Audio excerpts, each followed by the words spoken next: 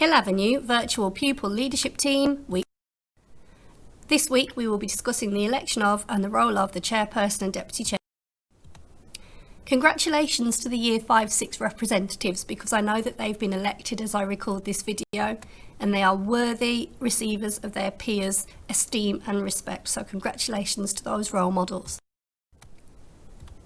The chairperson and the deputy chairperson will be elected from amongst the Year 6 children that have been elected as representatives.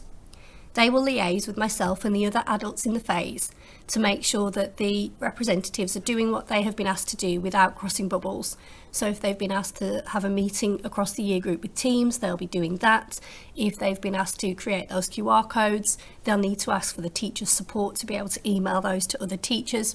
The teachers won't be chasing you to make sure that you're doing it. Your peers will be asking you and making sure that you can work together across those year groups with the teachers to put support to do that, so that we're not crossing bubbles. And you may be asked to represent the school to visitors once the COVID situation has cleared up and we can have people back in our school. And they would be responsible for taking the meetings under normal circumstances. I would be there, but they would be there to make sure that everything that needs to be discussed is discussed using something called an agenda. And they would make sure that everybody's voice was heard and that our discussion was balanced and fair.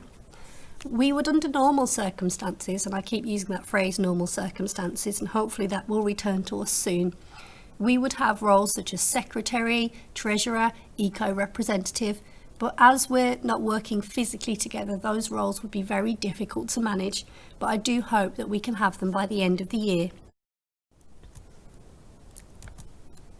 It does mean another vote. The classes with Year 6 children in them and Mr. Smith's class, I would like them to vote for one chair and one deputy chairperson.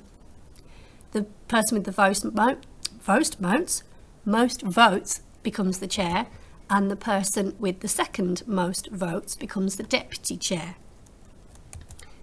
And this will perhaps need to be facilitated across teams so that you can talk to those 90 children and put your voice across if you want that additional role. So these children have already been elected as representatives, and they would be taking on this other challenge to help to lead those children. And I know that you've been doing leadership in PE, so you know the qualities of a good leader and a deputy leader. So by next week, I expect that the QR challenge will have been completed, and we will start to have had feedback from the classes to find out what you all like about Hill Avenue and what ideas you all have to create our futures together. And I would just like to congratulate those representatives one more time.